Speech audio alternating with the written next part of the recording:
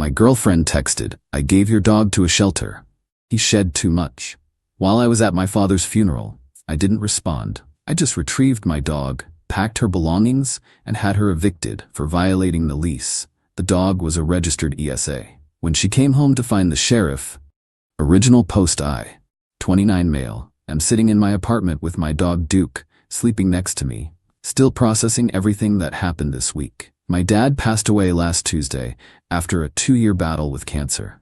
While I was at his funeral on Friday, burying the man who raised me alone after mom died, my girlfriend Brittany, 27, decided it was the perfect time to get rid of my dog. The text came at 2:17 p.m., right as they were lowering the casket. "Hey babe, I took Duke to the shelter on Riverside. He was shedding too much, and you know my allergies. They said he'll find a good home." I didn't respond, couldn't. My uncle saw my face change and asked if I was okay. I just put my phone away and finished burying my father. Duke isn't just a dog.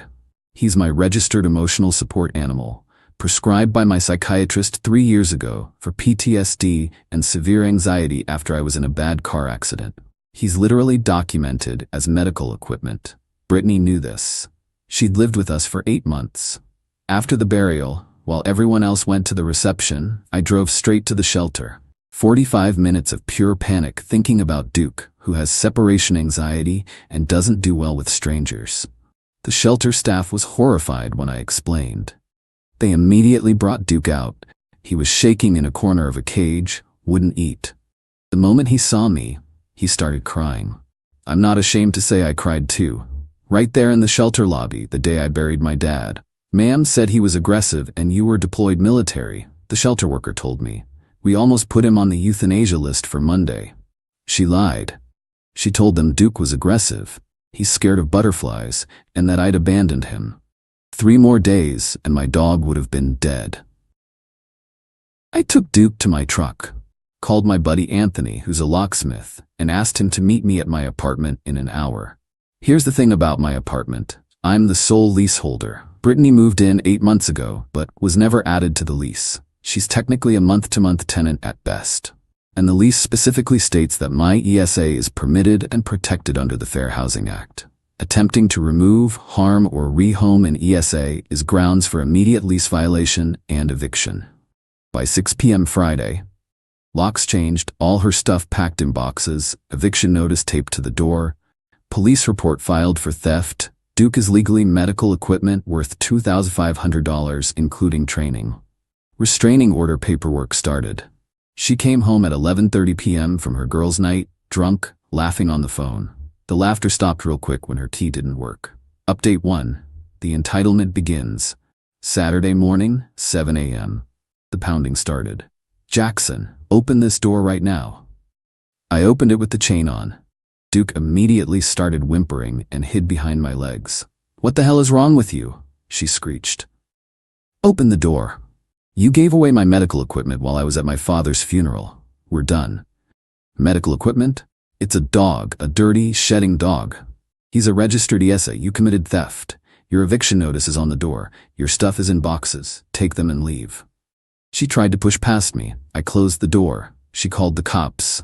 2 officers showed up. I showed them Duke's ESA registration and documentation, my psychiatrist's letter, the lease showing I'm the sole tenant, her text admitting to taking him to the shelter, the shelter's intake form with her signature, and the lies about aggression meant. The older cop looked disgusted. "Ma'am, you took his emotional support animal to a shelter while he was at a funeral?" "It's just a dog," she kept saying. "It's medical equipment under federal law," the cop corrected. "You're lucky he's not pressing charges." "Oh, I am," I said. "Theft and filing a false report to the shelter about aggression." They made her leave. But Brittany was just getting started. Saturday afternoon, her mom Diane showed up. This woman who'd never liked me, always thought her daughter was dating down because I work in IT instead of finance like her precious ex. "Jackson, sweetie," she started with fake concern. "Brittany's distraught. She made a mistake. Can't you forgive her? She tried to have my dog killed while I was burying my father." "Killed? Don't be dramatic." I pulled up the shelter's website, showed her Duke's intake photo, labeled as aggressive with a Monday euthanasia date. Diane went pale. She said she just rehomed it. She lied to them, said he was aggressive and abandoned. 3 more days and he'd be dead. For once, Diane had nothing to say. Update 2, the escalation Sunday. Brittany tried a new approach. Started posting on social media about how I chose a dog over our relationship and how she's homeless because of an animal. My phone started blowing up. Mutual friends asking what happened. I posted one response. She gave away my prescribed emotional support animal to a kill shelter while I was at my father's funeral. The shelter was going to euthanize him Monday. She told them he was aggressive and abandoned. I have receipts. Attached screenshots of her text, the shelter paperwork, and Duke's ESA certification. The comments turned real quick. Even her friends were disgusted. Then came Monday. I was working from home when I got a call from my landlord. "Hey Jackson, I just got a complaint saying you're harboring a dangerous animal." I explained everything. Sent him the documentation. "Jesus Christ," he said. "She did what at your dad's funeral?" "Yeah, no, she's gone. I'll send formal property ban paperwork today, and I'm sorry about your father." But Brittany wasn't done. Tuesday morning, animal control showed up. "We got a report of an aggressive dog at this address." Duke was literally asleep on his back, legs in the air, snoring. The officer took one look and laughed. "That's the dangerous dog?" I showed her everything. She shook her head. "We'll note this as a false report. That's actually a crime, by the way." Update 3, the legal consequences. Wednesday I got served. Brittany was suing me for illegal eviction and emotional distress. $10,000. I actually laughed. Called my cousin who's a lawyer. "She took your ESA to a shelter during your dad's funeral," he said. "Send me everything. I'll handle this pro bono. This is gonna be fun." Thursday was her court date for the criminal charges. Theft of medical equipment and filing a false report. I thought she'd get a slap on the wrist. Nope. The judge was a veteran with a service dog in his chambers. He was pissed. "Miss Brittany Hayward, you took someone's prescribed emotional support animal, which is protected under the Fair Housing Act and ADA provisions, and deliberately endangered it by filing false reports about aggression. You did this while the victim was at his father's funeral?" "Your Honor, it's just a dog. It's medical equipment. Would you throw away someone's wheelchair because it took up too much space?" She got 6 months probation, $2,500 fine, 100 hours community service at animal shelters. Mandatory counseling. Restraining order keeping her 500 feet from me and Duke. But the best part, the shelter manager testified. Turns out Brittany had signed legal documents stating she was the owner surrendering her own animal. That's fraud. Additional charge, felony fraud, that's pending. Update 4, the family drama Friday. I'm at the pet store with Duke, getting his favorite treats. He deserved all the treats after this week. When I run into Brittany's dad, Robert. Jackson. "Robert." I heard what happened. All of it. I stayed quiet. Diane didn't tell me the whole truth at first. Said you kicked Britt out over nothing. Then I saw the court records. He looked tired, defeated. "She did this at your father's funeral?" "Yes." "Christ, I'm sorry about your dad and what she did." Then he said something that explained a lot. She did something similar with her ex's cat. Diane helped her cover it up. I should have said something. Pattern of behavior. Great. Weekend was quiet. Too quiet. Monday morning, I got a call from my insurance company. "Mr. Morrison? We're calling about a claim filed against your renter's insurance for property damage." Brittany claimed I damaged $5,000 worth of her property when I packed it. "I have video," I told them. I recorded myself packing everything carefully. Because of course I did. After the shelter incident, I knew she'd try something. Sent them the 3 hours of footage showing me carefully packing her items, bubble wrapping her electronics, folding her clothes, even showed me taking photos of existing damage on her laptop and designer bags. Claim denied. Insurance fraud investigation opened. Update 5. The Workplace Revenge Tuesday. Things got interesting. I got a LinkedIn message from Brittany's coworker, Melissa. "Hey Jackson, weird question. Did Brittany really take your dog to a shelter during your dad's funeral?" Turns out, Brittany had been telling everyone at work that I was abusive, that I kicked her out for no reason, that she's traumatized, playing victim hard. "Yes," I replied. "I have court documents if you need proof." OMG, she's been taking donations from people here, said she was homeless because of you. I sent Melissa the court records, the shelter paperwork, everything. By Thursday, Brittany was fired. Not for the lies, but because she'd been soliciting money from coworkers under false pretenses.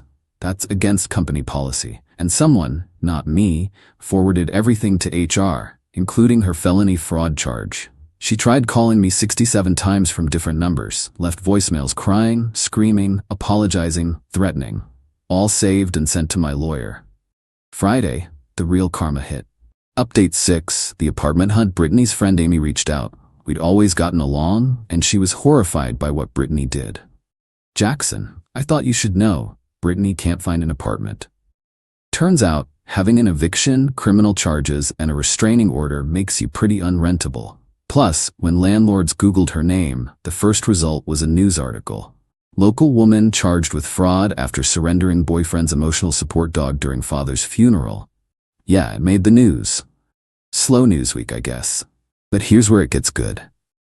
Remember how she told the shelter Duke was aggressive? Well, that's officially documented. She's now on a citywide do not adopt list for animal shelters. When she tried to get her own emotional support animal, suddenly she believes in them, she was denied. The therapist she went to for an ESA letter looked up her history, saw the criminal charges for lying about Duke, and refused to write the letter, actually reported her to the medical board for trying to manipulate the system. Update 7, the final showdown. 3 weeks after the funeral, I finally had to face her in civil court about her lawsuit. She showed up looking rough, hair unwashed, designer clothes replaced with sweats. The confidence was gone. My cousin destroyed her in court. Your Honor, here we have Ms. Hayward's text, admitting to taking the plaintiff's registered ESA to a shelter while he was at his father's funeral. Here's the shelter intake form where she claimed to be the owner. Here's where she marked aggressive, knowing it would lead to euthanasia. Here's the timeline showing she did this exactly 47 minutes after the funeral started. But the judge wanted to hear from Brittany. Miss Hayward, explain to me why you felt entitled to remove someone else's medical equipment. It's shed on my clothes. You lived there for 8 months knowing about the dog.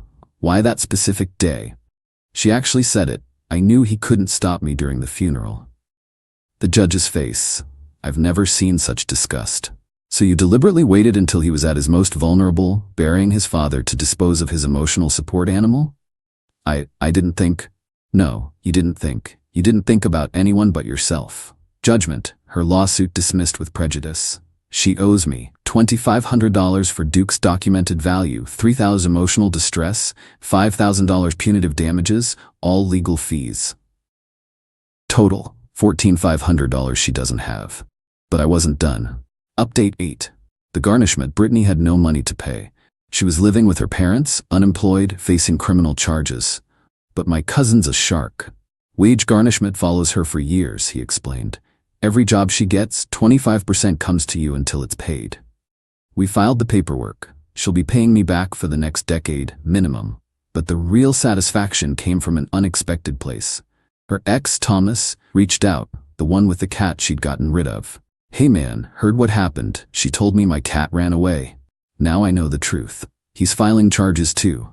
Theft. His cat was worth $3,000. Purebred Maine Coon. Between us, she's looking at serious jail time. Final update. 6 weeks later. It's been 6 weeks since Dad's funeral. Duke and I are doing better. The grief comes in waves, but Duke's always there, head on my lap when I need him.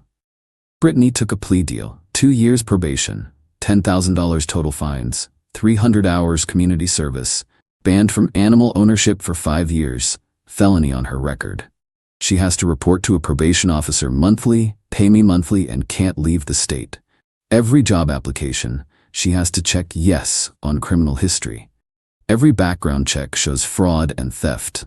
Diane tried one last time to fix things, showed up with a $2,000 check. This is for Duke. Can we just move past this? Your daughter tried to kill my dog during my father's funeral. Everyone makes mistakes. Taking the wrong highway exit is a mistake. This was calculated cruelty. She left the check. I donated it to the shelter that saved Duke. Last I heard, Brittany's working fast food, living with her parents, and telling anyone who'll listen that she's the victim. But the internet is forever. Her name is permanently linked to woman who surrendered boyfriend's emotional support dog during father's funeral. Duke's doing great. Still sheds everywhere. Still scared of butterflies. Still the best boy. We've moved to a better apartment. Used the settlement money for a deposit on a place with a yard. He's got a doggy door, his own room, and more toys than he knows what to do with. My dad would have been furious about what Brittany did. He loved Duke, called him his grandpup. In his will, he actually left money specifically for Duke's care. That's the kind of man he was. Sometimes Duke and I visit Dad's grave. Duke lies on the grass while I talk to Dad. Tell him about the case, about Brittany getting what she deserved, about how Duke's safe now. The entitlement to think she could just dispose of a living creature because of some shed fur. The cruelty to do it during a funeral. The stupidity to document it in writing. The audacity to sue ME afterward. But here's what I learned. Document everything. Trust your gut.